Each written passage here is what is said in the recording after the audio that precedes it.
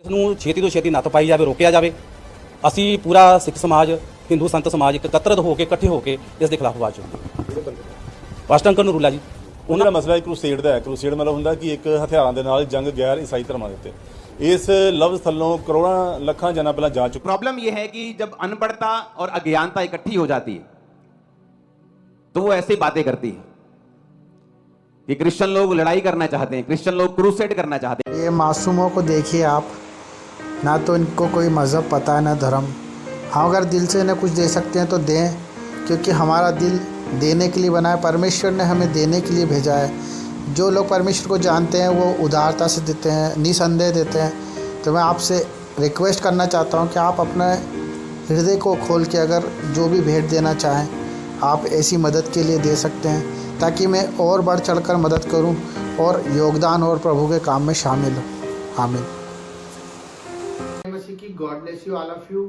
तो देखा किस तरह से लोगों को प्रताड़ित किया जा रहा है, परेशान किया जा रहा है, भोले वाले लोगों को, जो लोग आज प्रभु को अपने पास और प्रभु की मौजूदगी में जाना चाहते हैं, जो लोग फायदे के लिए अपने जीवन को समर्पण करते हैं, जो लोग देख रहे हैं आप चारों तरफ आजकल चर्चों में प्रार्थना करना, स्कूलों में प्रार्थना करना बंद कराई जा रही है। और जिस चीज़ का मनुष्य आज इस समय में खौफ लेके चल रहा था वो सब चीज़ें हो रही है। और ये सब चीज़ें होनी भी थी, क्योंकि बाइबल में सब कुछ लिखा हुआ है। मेरे भाई बहनों, जो लोग प्रभु के साथ शिक्षा में चलते हैं वो ना तो घबराएंगे और ना ही डरेंगे, क्योंकि ऐसे हालात बहुत सी जगह बने हुए हैं। मैं सबको ये सिर्फ बताना चाह रहा हूँ, क्योंकि जिस तरह से एक भाई को मारा गया और वो प्रार्थना में आए हुए थे परिवार को लेके। प्रार्थना में क्या होता है, इन्हें किसी चीज़ की कोई खबर नहीं है। सिर्फ ये सोचते हैं कि लोगों को बुला के भरमाया जाता है, भड़काया जाता है और उन्हें देश के खिलाफ किया जाता है। सबसे बड़ी बात जो इनका डर है, एक डर इनके लिए बन गया है कि सब लोग क्रिश्चियनिटी ज्वाइन कर लेंगे। क्रिश्चियनिटी क्या ज्वाइन करेंगे, ये इनका सबका एक अलग सा भय बन चुका है। मेरे भाई बहनों, नॉर्मल सी बात है, जो लोग नहीं जानते वो ऐसी ही बात करेंगे। हमारे परमेश्वर ने हमें शिक्षा दी है कि हमें शांत रहना है, किसी भी हालत में, किसी भी मुश्किलों में हमें अपना क्रोध जाहिर नहीं करना है, क्योंकि जब हम क्रोध कर देंगे तो हमारे साथ बहुत कुछ बुरा हो सकता है। परमेश्वर ने हमें शांति का परमेश्वर दिया है, क्योंकि हम लोग जब प्रार्थना सभाएं लगाते हैं, जब प्रार्थनाओं में जाते हैं, वहाँ पे हमें गुप्तों में जाके प्रार्थना करनी पड़ रही है। उसका मुख्य कारण क्या है, इस पे हमें गौर करना है। और क्यों ऐसा हो रहा है, क्योंकि हमारा परमेश्वर कोई ऐसा परमेश्वर नहीं है जिसे हम बोलने में शर्माएं।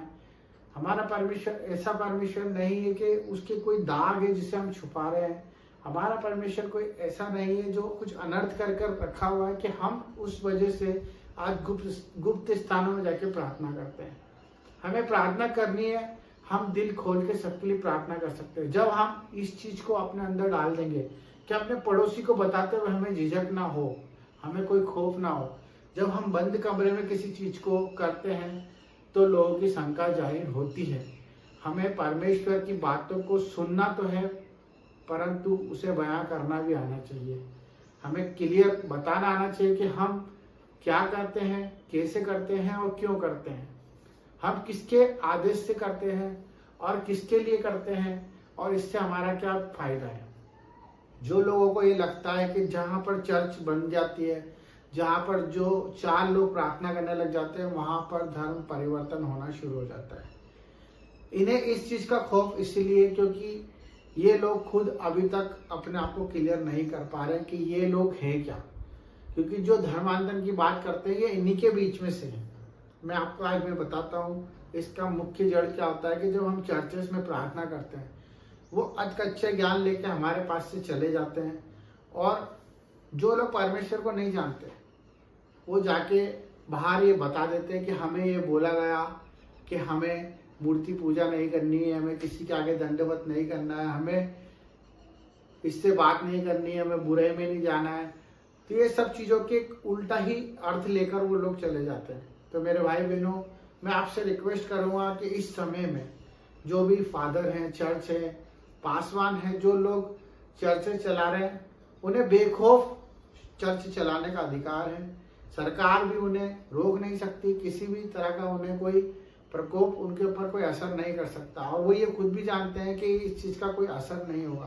परंतु मैं सिर्फ ये बताना चाहता हूँ कि जो लोग परमेश्वर के अधीन होना चाहते हैं, चर्च में आना चाहते हैं, उनसे सही रीति से शिक्षा दी जाए और उन्हें सबसे पहले ये चीज़ समझाई जाए कि आप अगर आ रहे हो तो अपनी मर्जी से आ रहे हो और अपनी मर्जी से हर एक काम कर रहे हो, और उन्हें ये क्लियर होना चाहिए कि हम जो कर रहे हैं उसमें कोई धर्म परिवर्तन नहीं हो रहा है, ना ही कोई गलत काम करवाया जा रहा है, ना ही उन पे कोई दबाव है, ना कोई प्रेशर है, ना कोई उनसे पैसे मांगे जा रहे हैं, ना ही कोई उनके खिलाफ कोई कदम उठाया जा रहा है, ना उनके परिवार से उन्हें अलग करा जा रहा है, और ना ही कोई उन्हें कोई चैरिटी कर रहा है, ना कोई उनको उल्टी शिक्षा दे रहा है।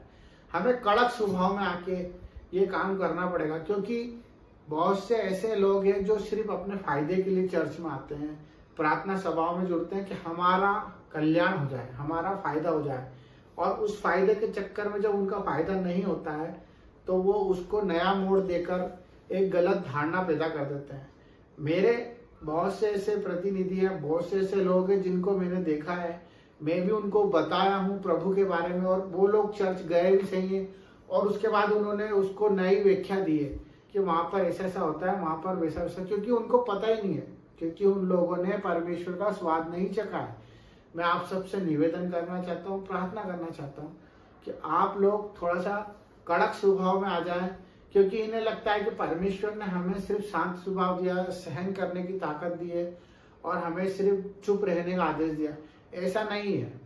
हमें सच के लिए प्रभु ने बोलने के लिए कहा है कि हम सच बोलने से ना घबराएं, हमें अच्छे लोगों की संगति में रहना है। हमारा परमेश्वर कहता है कि हमें ज़्यादा लोगों से कोई मतलब नहीं है, हमें सिर्फ एक आत्मा जो परमेश्वर को जान पाए, हम उस तक पहुंच पाए।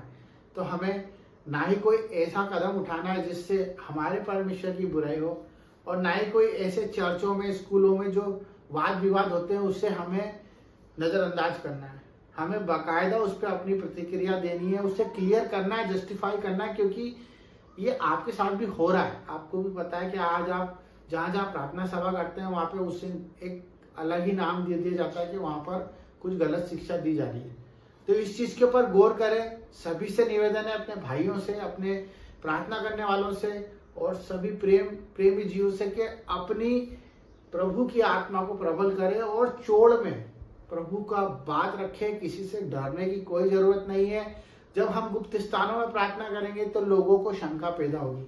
हम क्लियरिटी से बाहर आके चोड़ में प्रार्थना करना चालू करें। ये मेरी आत्मा कहती है। आप सबको इस चीज के लिए आगे बढ़ना पड़ेगा। जिस तरह से लोग अपना बाप का नाम नहीं छुपाते, आधार कार्ड में लिखा होता है, वैसे हमें भी हमारे पिता का नाम छुपाने की कोई जरूरत नहीं है।